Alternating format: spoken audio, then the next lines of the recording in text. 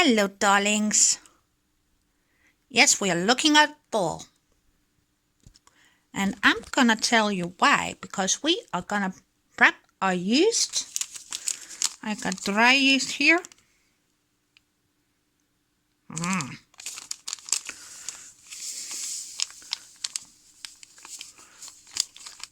About, well, a third of 50 grams of yeast.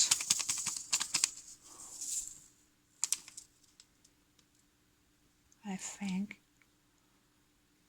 Not a whole partial, but I know in the US the partials are somewhat smaller. So we're just gonna add in the yeast and hopefully it's gonna bloom. Start to activate, get tiny, nice little bubblies. So we know it's live. Otherwise I will have to find a new pack of yeast, which I do have, and try again. But I'm gonna let this little fella sit for about 10 minutes. And, well, I should tell you what we are doing with the dough, shouldn't I? We are making my pizza dough. And this is a recipe I have been perfecting since I was, well, actually 18. And I'm 36 now. So, it's been a long time coming. So, but you know, when there's some foods you absolutely love, but you just don't just love them, but you want to make sure you perfect them and make it easy and make it accessible, so other people can do the same thing by themselves in their own kitchen. That is some of those things I've been focusing on since I was very, very small. I started cooking when I wasn't even 5.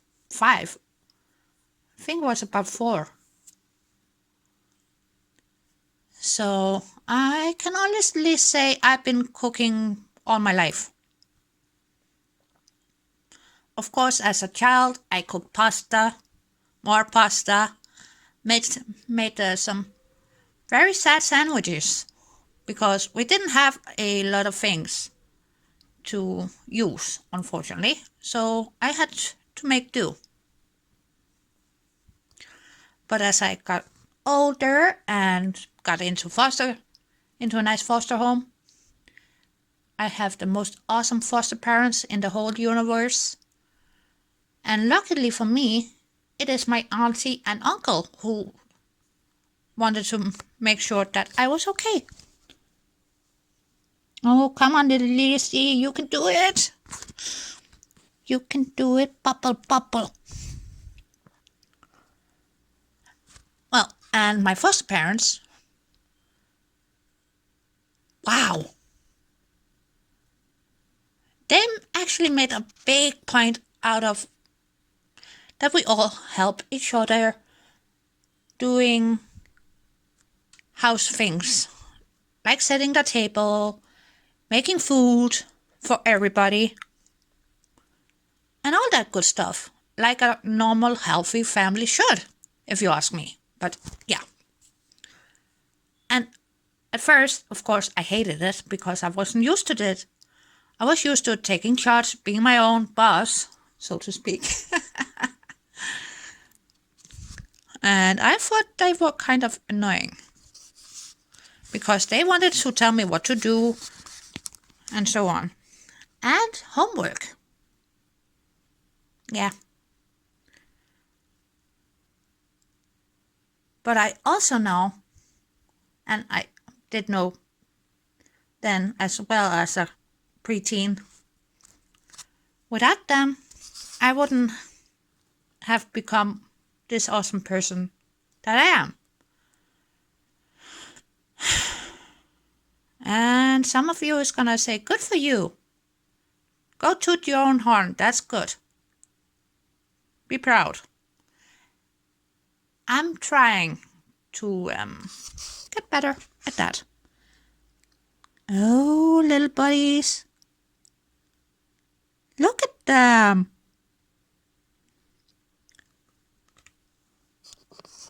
The science behind yeast is so extremely interesting. But yeah, I think only a geeky person who likes to create food thinks that is interesting. But we will check back with this in about 10 minutes and get on with the recipe. And you can knock this dough together in no time. Under half an hour, you will have a beautiful, beautiful pizza dough. But after that, you gotta have a tiny bit of patience and wait for about an hour before you use it to create an awesome pizza.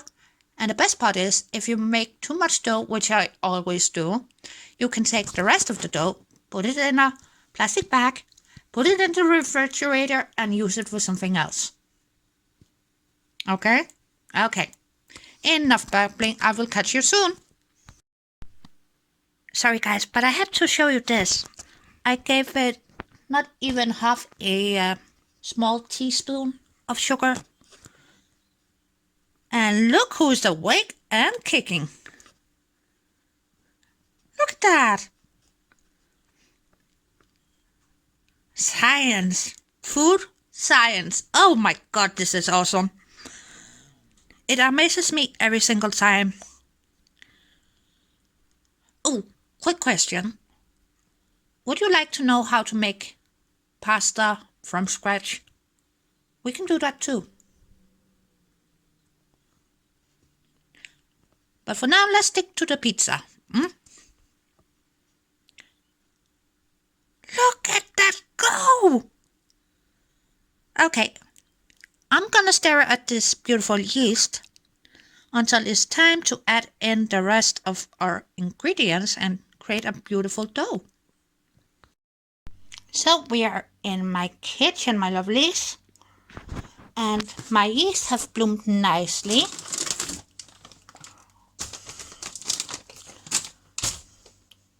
And found some nice flour.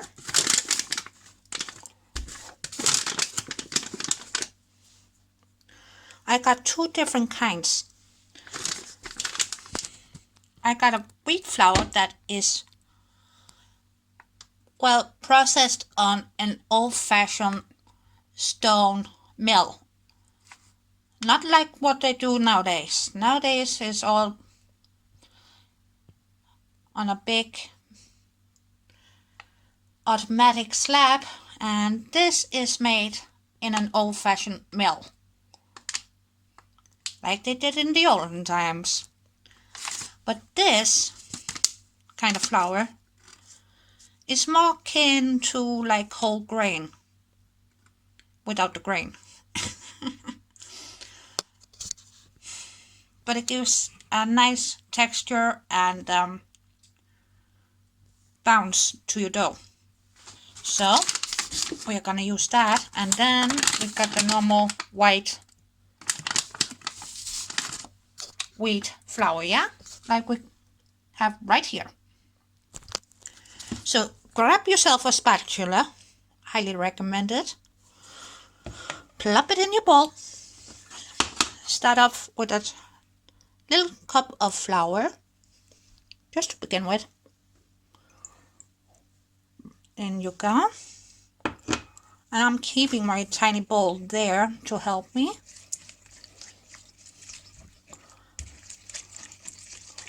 We'll give this a whiskey-roo. Stir it in, because that is gonna help your yeast. It's all about keeping the yeast happy.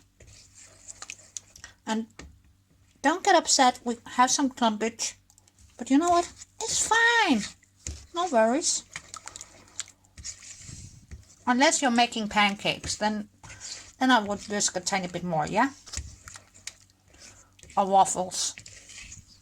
Or crepes. or bellinis.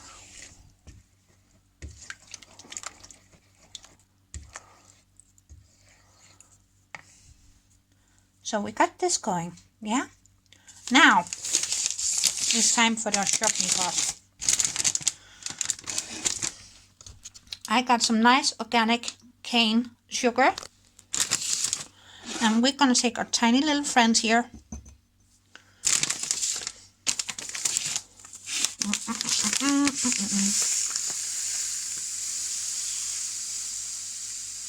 Oops. That is about half a small cup. Like a teacup. Okay? With me so far? Good. Now you take this, plop it in here. All of it. And in my dough recipes is the only place I use that much sugar at once. Normally I try to minimize every ounce of sugar. Speaking of which, I'm gonna give you an odd angle there for a tiny bit.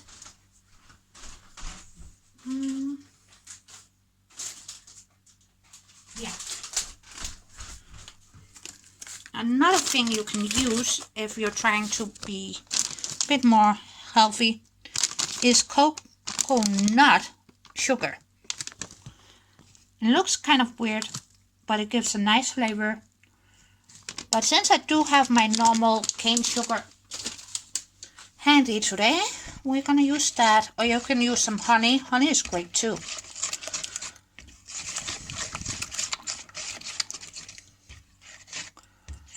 But all that is just to help the yeast, because we want to make sure that the yeast can create air bubbles.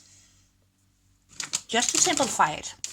I don't want to go into the science behind why that is important, because then we can be here in like forever. Because that is unfortunately one of those things that I can talk about forever. So I got my next little cup of normal flour. And then we're going to dig into the other one. So far, to summarize, we got 200 ml of water. And half a teaspoon to start with of sugar and the yeast. Okay, then let it bloom, let it do its thing, make sure it is living, and then you can move on to this step. Once you have your yeast blooming and being happy.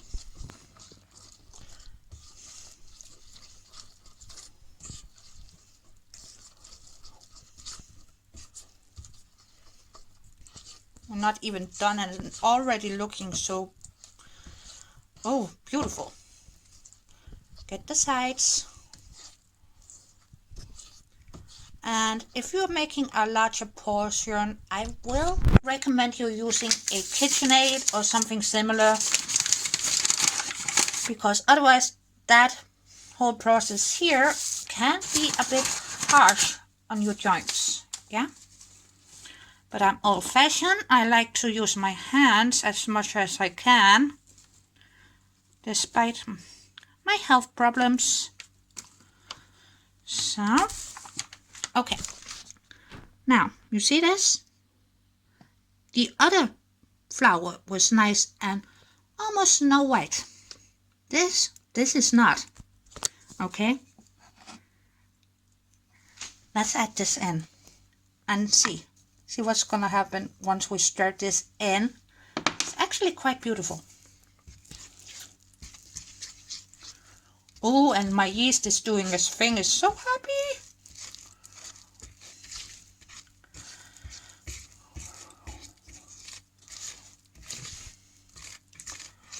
You see it's starting to darken up, and you can see we got tiny specks of grain that's a bit more whole than the white flour.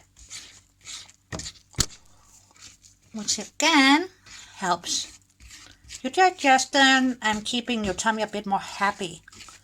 Don't get me wrong. Piece of rye bread now and again, ooh, delish. So now we got that in there. Scrape down your sides so we get to use every single ounce of dough. And don't worry, it's not perfect yet with the mixing, which is fine. Grab yourself some salt. I got something from the ocean.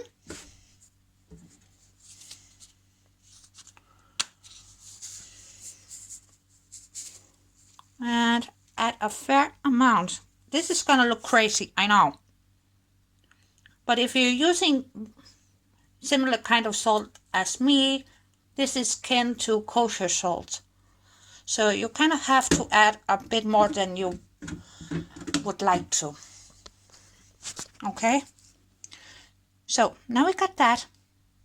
We can mix this in. I'm gonna do that, and for that I'm gonna need both hands, so I'll be right back. I stirred in another cup of flour with the salt.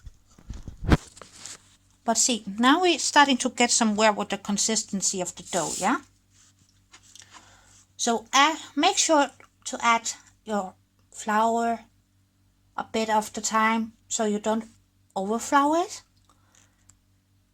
And then you have to add more liquid and it's gonna become a whole bloody mess. So, tiny bit more, half of my cup. And I'm gonna mix this in, and I will keep adding bits and bit of flour until we got a uniform, not so sticky dough. And once we get there, I will show you the last step before we put the dough to bed. Okay. So my beautiful little darlings, now it's time to make a quick pasta sauce. I got some minced garlic. I just added a tiny bit of salt and pepper.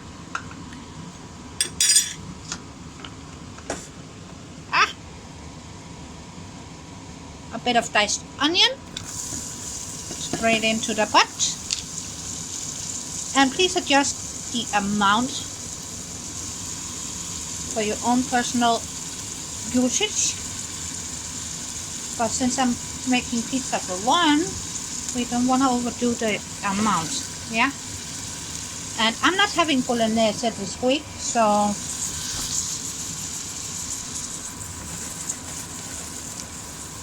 spread out the onions. Find yourself your little helper tool. I got mine. Garlic. Tiny bit. Get here. Get here.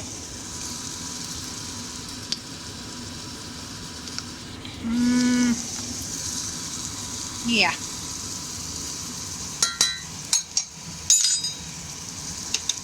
Gonna put it down to low just for a minute. Mostly because I don't want to burn shite.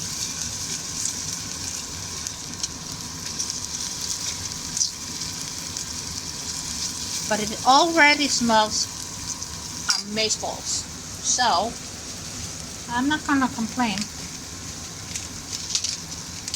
And I got some red chili flakes, just a touch, and I got some mushed tomatoes, just tomatoes.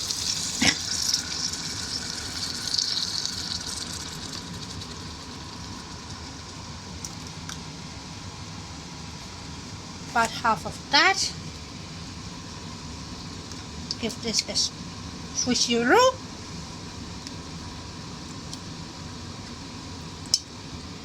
And grab yourself your oregano. I got mine. Oregano in. Mamma mia, the oregano. In it goes.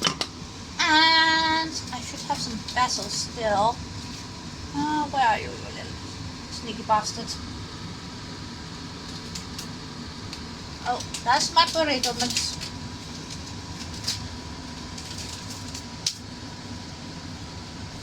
And we got some thyme and basil. Hang on, darlings. Sorry, it's gonna get white.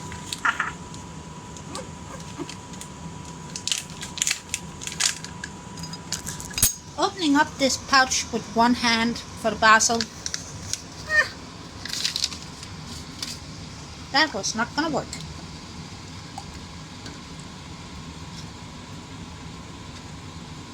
So we got the garlic, we got basil. Let's grab some salt. Give it a nice pinch. Give it one more. There we go. And now comes the terrible part. I have to add pepper. Do I have my 3-gram pepper on hand? No, but celery salt is always a nice welcome addition to any tomato-based yum yum. So let's see. Anything else I want to add in? Oh, yes, the pepper. Because I can't use my grinder with one hand, and of course it's new and it's not open. So grinder it is. You're gonna get a silly little view here.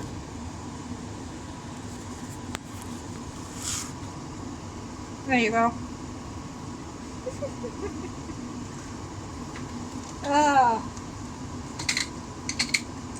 Pepper to your liking. And now bring it up to a boil quickly. I just turned up my heat to full. That's up to full. And yes, my oven is clean, but it's old and it's stained, despite me scrubbing like a mad person. But what can you do? It functions still, so...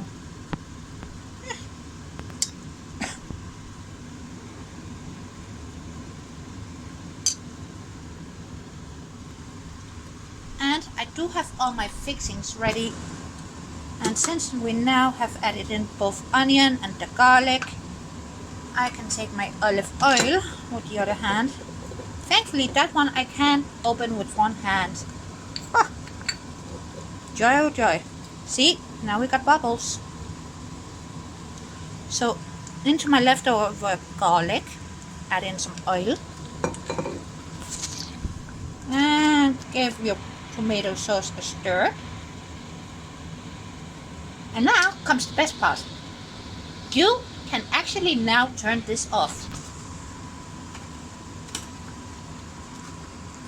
The only thing that will take you a bit of time is of course chopping the onion and the garlic. And finding some tomato thing that you do like.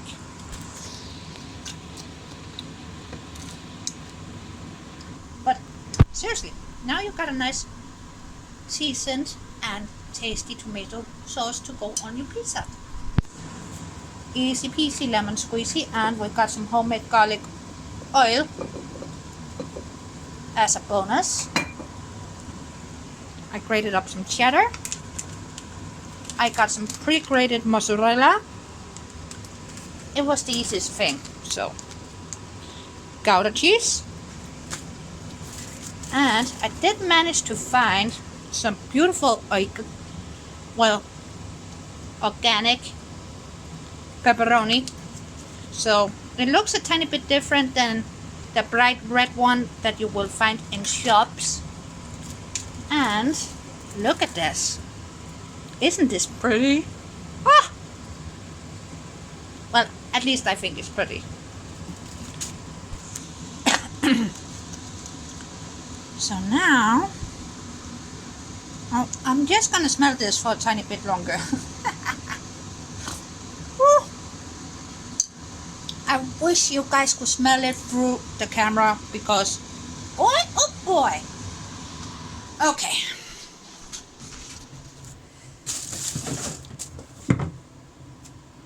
Up, buddy. Stay put. Would you look at that?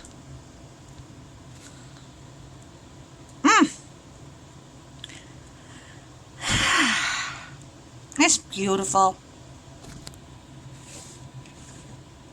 And my dough has doubled in size.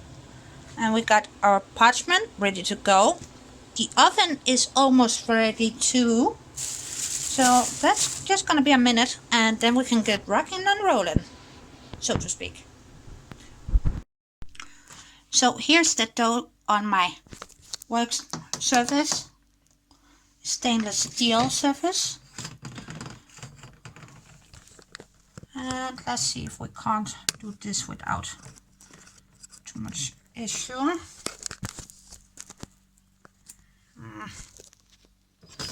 Maybe.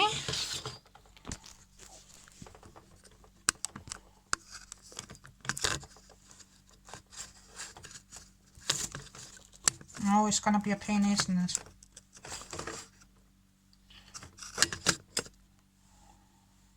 Yeah, it is. So much for trying to create a nice angle for you all.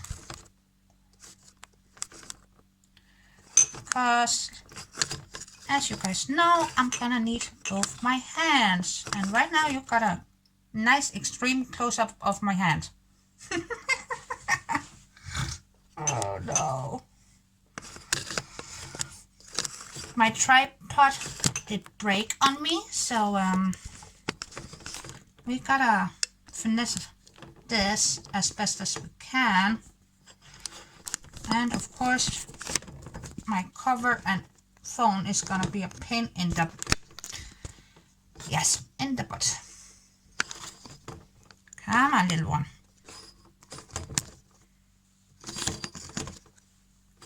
Spent a bloody minute trying to get this nicely. Yeah.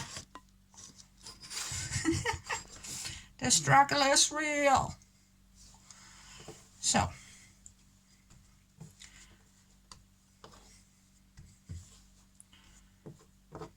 start kneading your dough together. I just sprinkled a tiny bit of flour on my work surface because the dough is still very sticky. And don't be afraid to knead this, because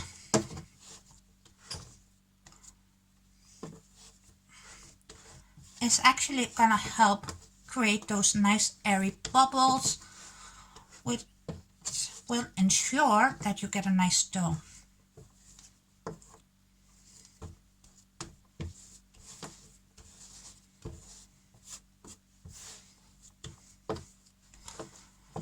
And use your dough to mop up every speck of your floured surface. And keep some flour handy, just in case. See? Still got some sticky bits here. Sprinkle in some more.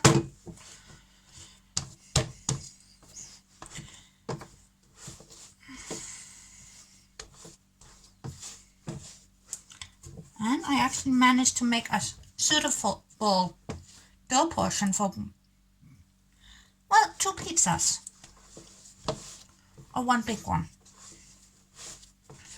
I'm not gonna make mine too big.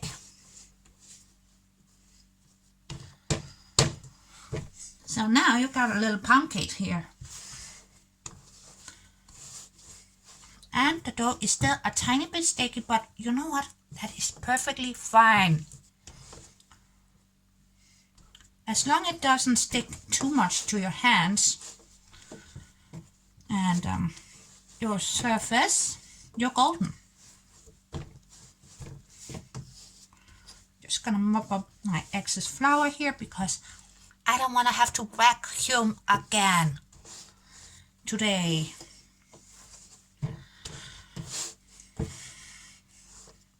which I have been vacuuming my living room, my entryway, and so on. Being a proper little housewife. I'm not.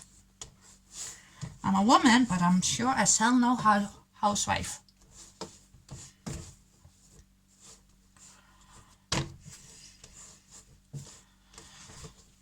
So now we got a happy little dough ball. I'm just gonna grab my olive oil.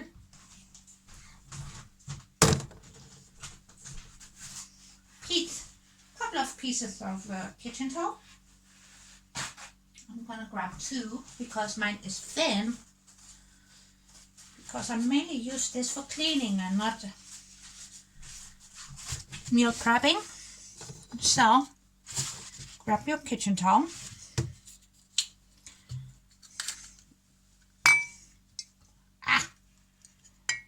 Grab your olive oil. Put a tiny bit on your kitchen towel.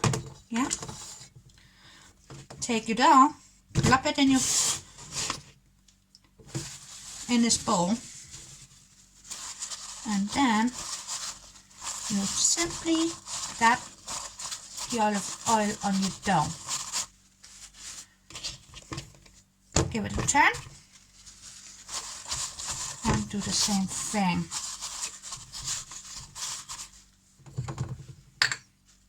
Or you can use a brush. I'm lazy, mine is nice and clean and I don't want to dirty it just for this,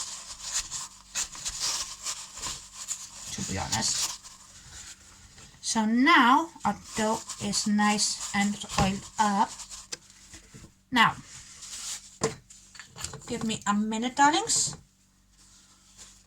Just gonna have to wash my hands quickly because we're kind of doughy. Yes, bad pun intended. Bad. So, now we're done being a dough ball. See? Now it's time to put this baby to bed. I'm gonna give this a plastic bag over the top, not too tight because it needs room, just in case. And then lay a clean kitchen towel over top, put it in a decent heated room, and check on it an hour later, and you're good. And you will have a beautiful, malleable, tasty pizza dough. Okay, I will see you in an hour. And by that point, I will have my veggies for our marinara sauce all fixed up and ready to go, so we can put it together in about 5 minutes. Yes. So once your oven is ready, get yourself a little something to put in some water. I got this little body here and it's going below where we are gonna place the pizza. So it will help create a nice crush. You know, the nice crispy surface for the pizza. So I'm gonna put this in the oven and then we're gonna roll out our dough. Okay. So, onion, pepperoni, homemade garlic oil, cheese, tomato. We got a party. Pepperoni.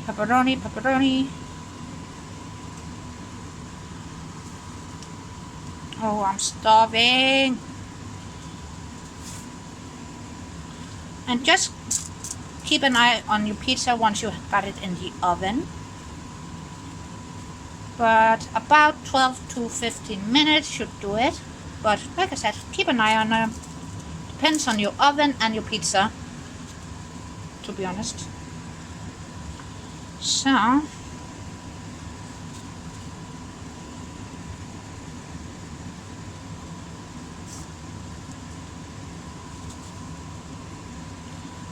and I'm gonna make sure that everybody got some pepperoni love. There we go.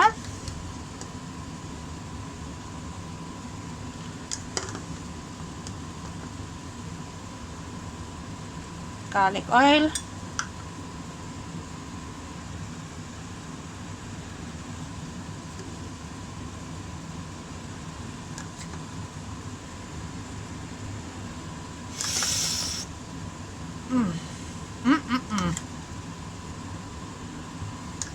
And then I will show you once they are out of the oven and ready to get devoured.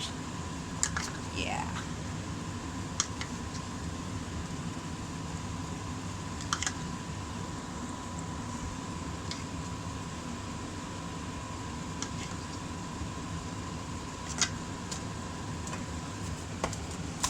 And let's get some oregano.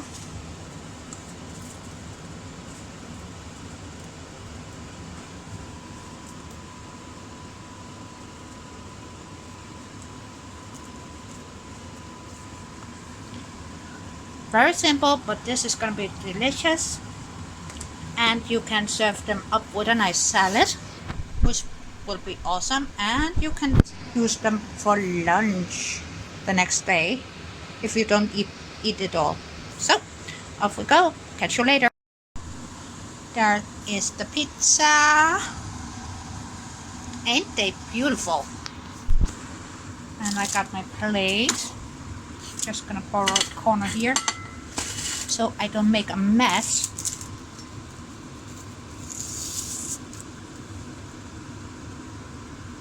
Ah, she's full.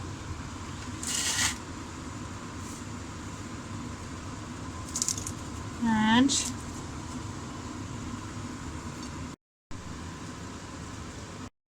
so there is the pizza all ready to eat. Hopefully you did find this somewhat useful.